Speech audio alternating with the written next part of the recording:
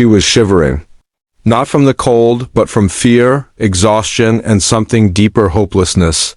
Her voice barely carried through the evening air as she stood on the sidewalk just outside the small university library, her backpack clutched tight to her chest. I have nowhere to sleep tonight, she whispered. He wasn't supposed to hear it, but he did.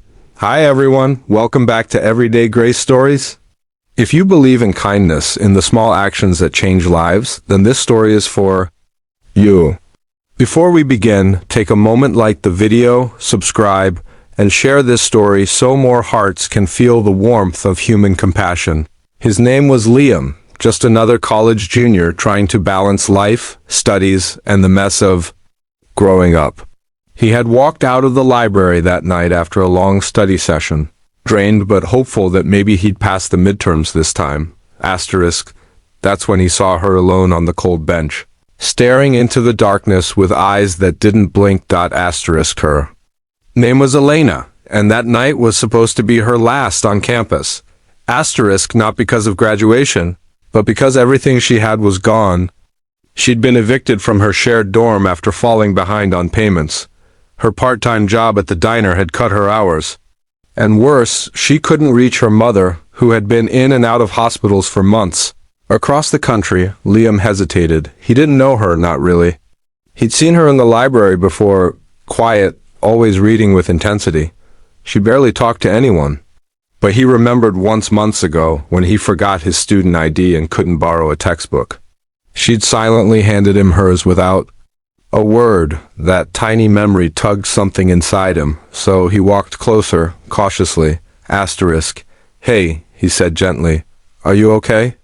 Elena didn't answer at first. Her lips trembled as if holding back something she hadn't allowed herself to feel. Then came that whisper, I have nowhere to sleep. Liam didn't ask questions, he didn't hesitate.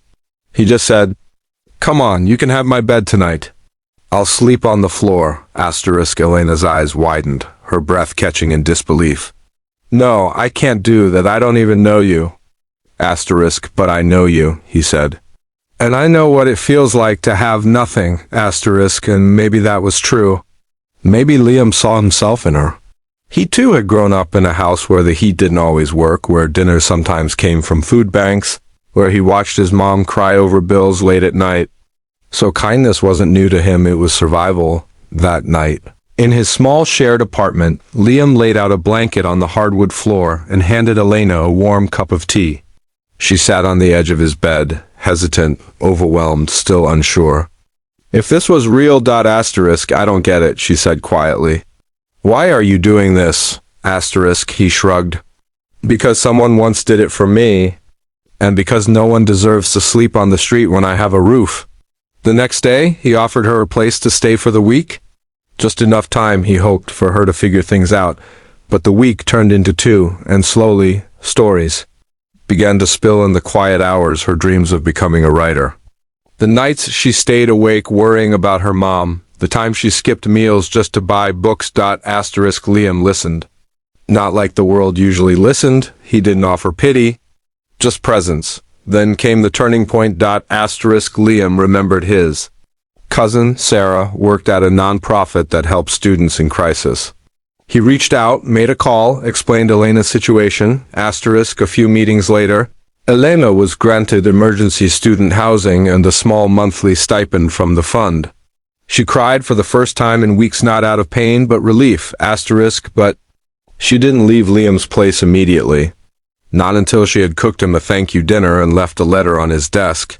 You didn't just give me a bed. You gave me safety. You gave me dignity.